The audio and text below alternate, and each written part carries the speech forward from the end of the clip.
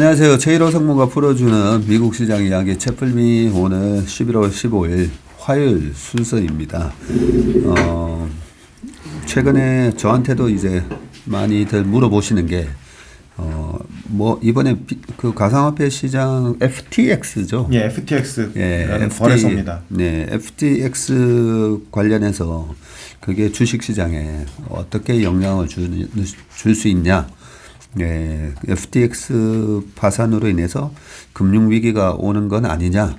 이런 질문들 많이 해주시는데, 저도 잘 몰라요. 이쪽 시장을 잘 모르다 보니까 계속 좀 외면을 하게 되고요.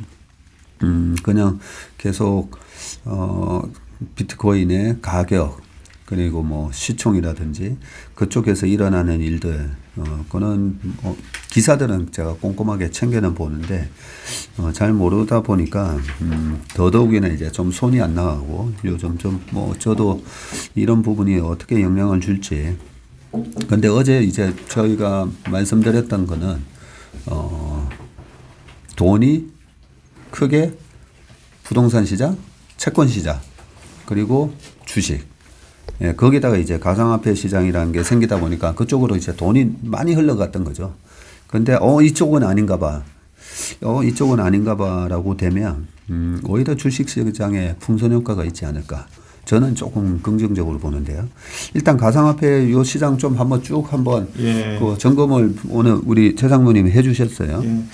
아니, 점검이라고 하기에는 굉장히 부끄러운 수준인데요. 네. 저도 잘 모르기 때문에 예. 일단 팩트 체크부터 정확하게 하는 것부터 좀 시작하는 게 좋을 것 같아서. 네. 스토리는 제거하고 팩트 체크만 먼저 한번 해보겠습니다. 예, 지금 현황이 어떻게 되고 어떤 흐름으로 지금 그 가상화폐 시장이 가고 있는지 좀 보면 좋을 것 같습니다. 네. 지금 가상화폐 시가총액 어제 제가 얘기하다가 테슬라가 한 600빌리언 정도 되고 가상화폐도 그 정도 될 거다라고 말씀드렸는데 좀 정정을 해야 될 것 같아요. 제가 보는 거는 그 블룸버그에서 주요 가상화폐만 보다 보니까 한 600 몇십 빌리언으로 이렇게 나오는데 그 전체 가상화폐는 그거보다 훨씬 더 많더라고요. 전체 거래되는 가상화폐 수는 13,000개가 넘고요. 네. 그걸 다 합치면은 전체 시가총액이 지금 860빌리언입니다. 요거는 이제 그 위에 출처를 적어놨으니까 다른 분들한테도 확인해 보니까 좀 신뢰할 만한 사이트라고 하더라고요. 그래서 거기서 가져왔고요. 네. 지금 현재 860빌리언인데 이게 굉장히 많이 갔을 때는 얼마까지 갔냐면은 작년에 11월 있잖아요. 11월에 2.85트릴리언까지 갔어요. 요때 비트코인 가격이 68,000불? 예. 69,000불 가까이 할 때 그때 가격이겠죠, 아마. 예, 그렇죠. 비트코인 가격이나 전체 그 가상화폐 시가총액이랑 이제 같이 움직이니까요. 예. 밑에 보시면 이제 가상화폐 시총도 고점 대비로 70% 정도 빠졌는데 비트코인도 한 75% 정도 고점 대비 하락을 했습니다. 이더리움 비트코인 지금 다 75%가 빠져 있는 상황이니까. 네. 그러면 지금 시총에 딱 3배에서 3.5배 정도 하다가 지금 많이 빠졌네요. 예, 70%. 그렇습니다. 그 비트코인 그 상황을 보면은 지금 주요 가상화폐 현황 우리가 잘 알고 있는 비트코인하고 이더리움, 테더 이렇게 돼 있는데 그 중에서 비트코인의 시총이 313빌리언이고요. 시총 비중으로는 36.4%를 차지하고 있습니다. 그래서 꽤 많은 비중을 차지하고 있고요. 이더리움이 147빌리언, 17.1%의 비중이고요. 테더가 66빌리언에서 7.7빌리언.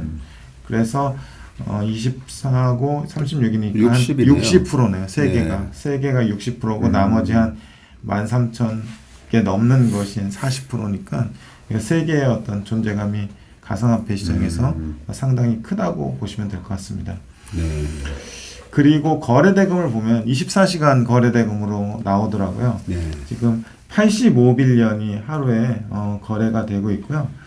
11월 14일 날 현재고 이게 2021년 11월 달에 그 가상화폐 시총이 피크를 찍었을 때 거래 대금은 24시간에 173빌리언이었다고 합니다. 그래서 거래 대금은 지금 반으로 줄어든 상태고요. 네.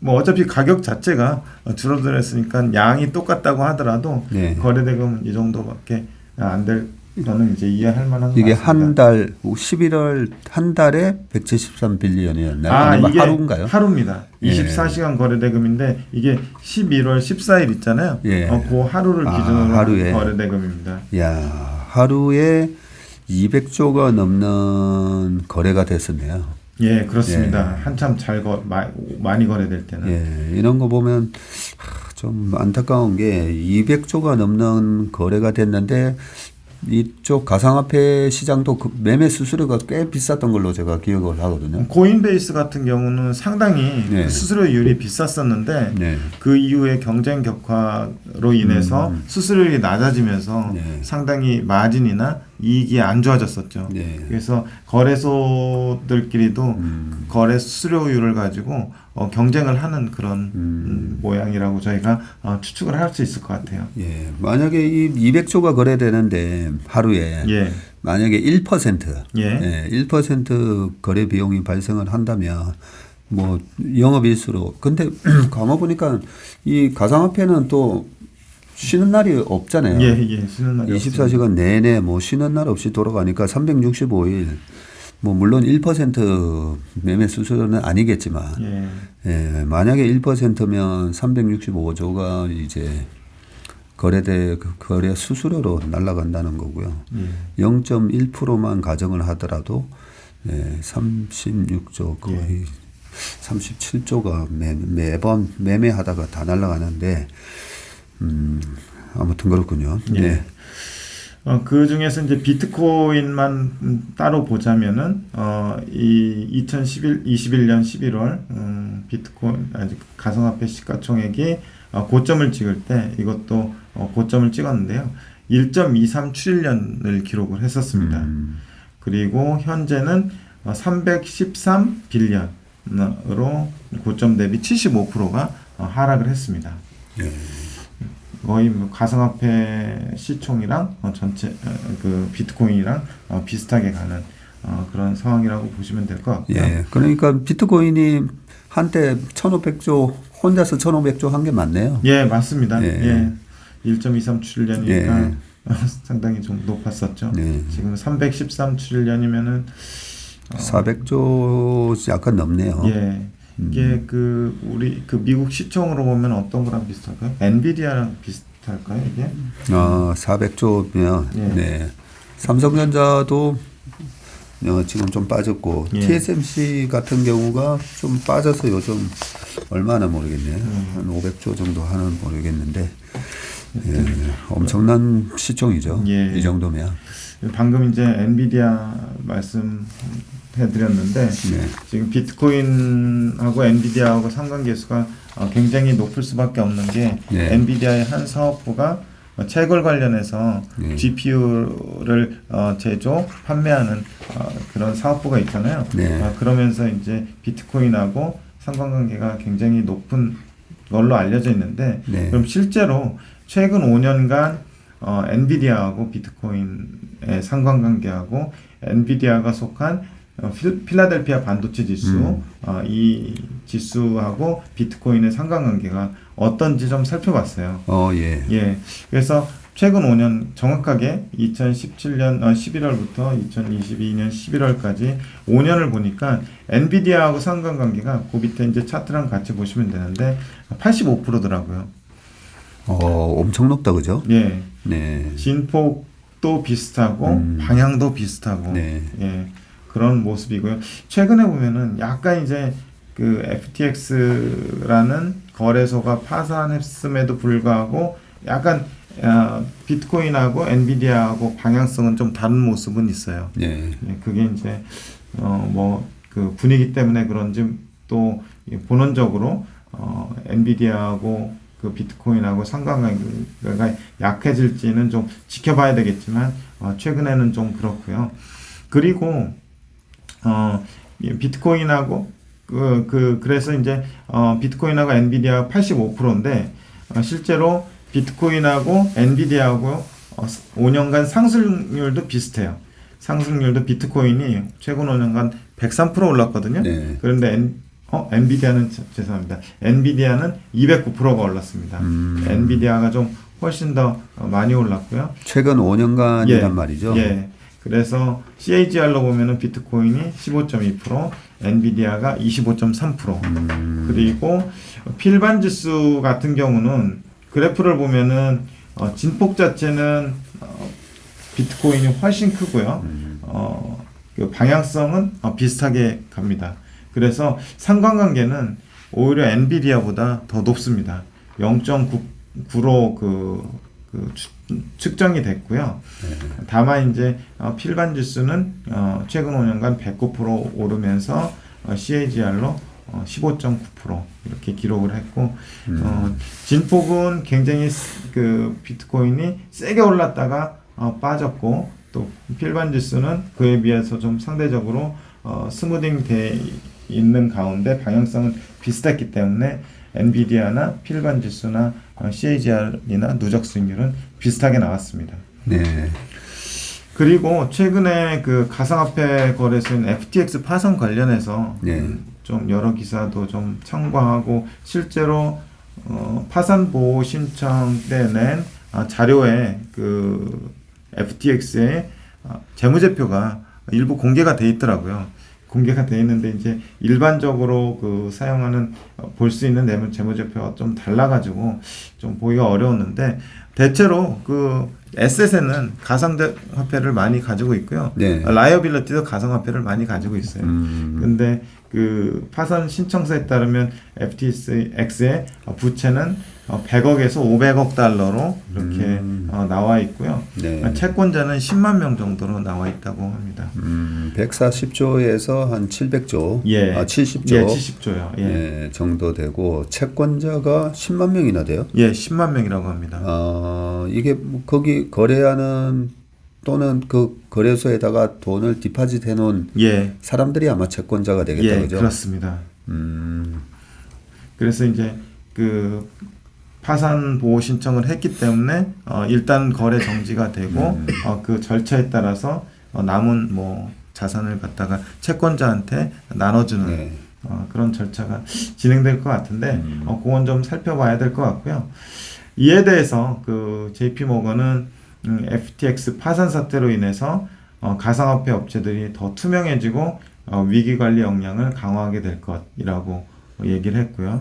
레리 서머스 전 재무장관이 그 최근에 기고한 글 보면은 이 FTX 사태는 그 리먼 브라더스 사태와 유사하기보다는 엔론 사태와 유사하며 그래요? 예, 그런 식으로 썼습니다. 그래서 향후 감독 당국이 공격적인 규제 정책을 펼 것으로 예상 이렇게 썼습니다. 엔론 사태와 비슷하다라고 하고 있네요. 예. 그 엔론 사태는 제가 여러 번 언급을 드리고 있는데 에너지 기업인데 거기다가 이제 온라인 당시에 이제 닷컴 붐에 따라서 온라인이라는 걸 엮으면서 굉장한 이제 혁신을 하는 듯한 그런 느낌을 줬었고요. 그때 당시에. 그래서 아마 95년부터 2000년 초까지 계속 5년 연속 미국의 혁신 기업으로 선정이 될 정도로 많은 사람들한테 와, 이렇게 꿀뚝 경제도 네, 그 새로운 온라인이라는 커다란 새로운 패러다임에 접목을 했을 때 수익 개선이 이렇게나 되는구나라고 사람들한테 인식을 줬다가 알고 보니까 이게 분식이었던 거죠. 그러면 이게 엔론 사태와 유사하다는 말은 이 FTX 사태가 뭔가를 뭐 속이고 있다는 얘기거든요. 그러니까 이 좀 약간 이제 그런 거 있잖아요. 정보의 비대칭성. 네. 그래서 FTX가 한 그 액션을 보면은 네. 투자자한테 이제 돈을 모은 거를 갖다가 자기네들이 발행한 그 가상화폐를 매입을 하고 그러면 가상화폐 가격이 올라갈 거잖아요. 네. 그 매입한 가상화폐를 담보로 해서 부채를 조달을 하고 그 부채를 조달해서 또 다른 사업을 하고 네. 그래서 이런 것들이 상당히 좀 투명하지 못한 상황에서 네. 이루어졌기 때문에 그 정보의 비대칭성이 생기는 네. 생길 수 있는 부분일 것 같고요. 그게 이제 그런 정보의 비대칭성이 생기면 뭐가 문제냐면은 얘네만으로 끝나면 되는데 얘네 아닌 건전한 거래소나 건전한 이제 가상화폐의 어떤 다른 부분까지도 신뢰 전체가 신뢰가 깨지기 때문에 당연하죠. 런이 생기게 되잖아요. 네. 우리 흔히 쓰는 말로 네. 뱅크런이라고 하죠. 한 은행이 그 부실해서 그 부실한 은행으로 이제 뱅크런이 생기면은 투자자들은 괜히 불안해서 건전한 은행까지 달려가서 뱅크런이 네. 생기면은 건전한 은행까지 망하게 되는 네. 그런 좀 역선택의 상황이 좀 발생을 하게 되는데 FTX 파산 사태도 약간 그런 거의 일환으로 이해해 볼 수 있지 않은가 그런 생각을 좀 하게 되더라고요. 그러겠네요. 네. 거짓말을 하긴 하는데 당시에 엔론 사태는 혁신을 빙자해서 실제로 이익이 많이 나오는 것처럼 이익을 이제 거짓말을 했다면 지금 가상화폐 거래소는 예. 방금 말씀하셨던 그런 것들 뭐 테라 루나도 제가 이래 쭉 읽어보면 스토리에 어디서 돈이 생기는지는 저는 잘 모르겠던데 네, 그런 부분들이 약간 그때 당시랑 엔론이랑 좀 비슷하다. 네, 그런 얘기네요. 이게 어떻게 이제 파장이 어떻게 일어날지는 모르겠네요, 잘. 그래서 지금 이 그 기사들을 몇 개 읽어봤는데 뭐 파이낸셜 타임스 같은 경우는 아까 그런 이제 다른 부분까지 그 신뢰가 좀 깨져가지고 네. 지금 그 코인 투자자들이 인출을 하면서 코인 가격들이 좀 급락을 하고 있는 사태가 발생을 하고 있는 걸로 좀 해석을 하고 있는 것 같아요. 네. 그래서 요 문제가 지금 요때 이제 한번 그 크게 이제 어떤 그 홍역을 겪고 이런 것들로 인해서 그 가상화폐 시장이 좀 더 투명해지고 규제도 강화되고 그래서 서로 이제 그 모럴 해저드도 발생하지 네. 않는 그런 수순으로 가면은 이 시장 자체가 뭐 붕괴되거나 이런 일은 없을 것 같아요. 네. 이제 그러려면 이제 좀 더 시간이 좀 걸릴 것 같고 업계하고 규제 당국하고 어떤 커뮤니케이션이 있어야 될 것 같습니다. 네. 뭐 제가 지난번에 슬쩍 한번 얘기한 게 이번 페드의 금리 인상의 타겟이 뭘까?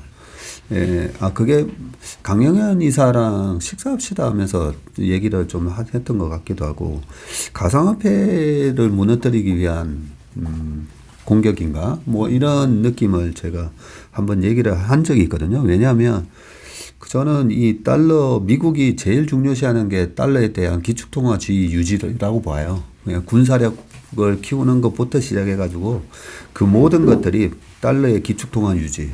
저는 이게 가장 정점에 있는 그 목표라고 늘 생각하거든요. 그런데 이 비트코인 하나만 1,500조가 되고 저는 이 시장을 과연 미국이 용인할까? 저는 그게 늘 궁금했었어요.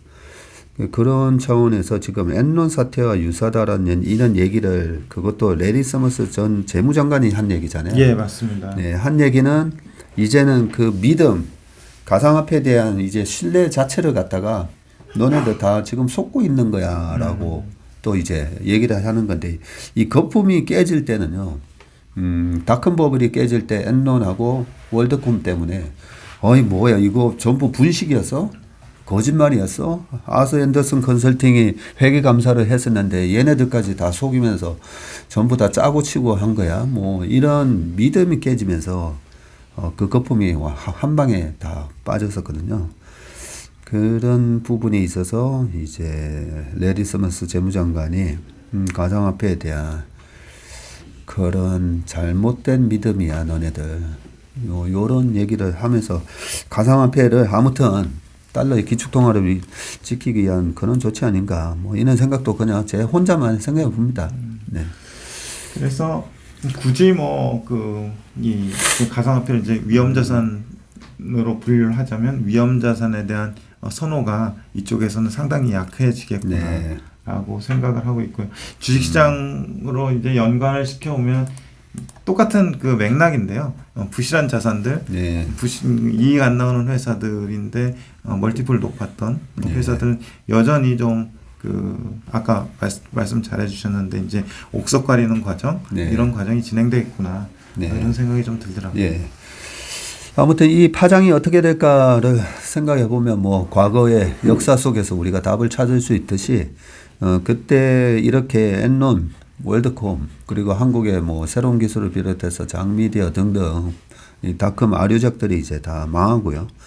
실제로 이제 아마존닷컴 같은 경우에도 마이너스 95%까지 빠졌다가 결국 이제 살아남은 기업 중에 진정한 옥이 탄생했고 한국에서는 네이버 같은 기업이 지금의 엄청난 기업으로 성장을 하면서 당시에 20년 동안에 2002년도에 저점 대비해서 뭐 아마존 같은 경우에 뭐 거의 3,000배 가까이 오르고 네이버도 300배 가까이 오르고요. 그런 옥석가르기가 확실하게 진행되었습니다. 혹독한 이제 겨울을 거치면서. 그래서 아마 가상화폐에서도 그런 일들이 벌어질 것 같고 이제 시장이 이제 거품이 빠지기 전까지는 옥에 해당되는 기업도 일단은 스트레스를 받아요. 예, 왜냐하면 의심을 받기 때문에 이 옥에 해당되는 기업도 주가가 스트레스를 받으니까 관리를 이제 자금 관리를 좀 잘 하시면 좋겠다라는 생각이 들고 엔비디아나 필라델피아 반도체 지수가 예전에도 제가 2019년도에 이 가상화폐 가격이 이제 폭락했을 때 그때도 이제 반도체가 이 비트코인 시장하고 연관이 좀 깊다라는 그런 부분을 했는데 이제 상관관계가 0.9고요. 테슬라랑 비트코인하고의 상관관계도 한번 내일 한번 얘기를 해주시면 좋을 것 같습니다. 알겠습니다. 왜냐하면 그 테슬라의 비트코인이 얼마 있었다고요? 1억 5천만 불인가? 뭐 꽤 많지 않았나요? 제가 알기로는 1빌리언 조금 더 있었는데요. 지금은 많이 팔았습니다. 많이 팔았어요? 예, 지금 지난번에 실적 발표 때. 판지 꽤 됐습니다. 자기네들 영업에 크게 도움이 안 된다는 얘기를 하면서 팔았고요. 그랬네요. 애초에 살 때는 뭐 비트코인 자동차를 살 때 비트코인으로도 결제할 수 있게 하겠다라는 아주 굉장히 진취적인 포부를 밝혔는데 최근에 이제 거의 팔면서 그런 말들은 좀 많이 없어졌습니다. 그랬었네요, 진짜. 알겠습니다. 오늘은 가상화폐 최근에 주식시장의 하나의 이게 또 뭐 회색 코뿔소가 되는 거 아니냐 아니면 블랙스완이 되는 거 아니냐 이런 부분에 대해서 일단은 가상화폐 시장 규모랑 또 가상화폐와 상관관계가 높은 엔비디아 필라델피아 반도체의 상관관계까지 알아봤습니다. 최일호 상무님 수고 많으셨습니다. 감사합니다. 고맙습니다.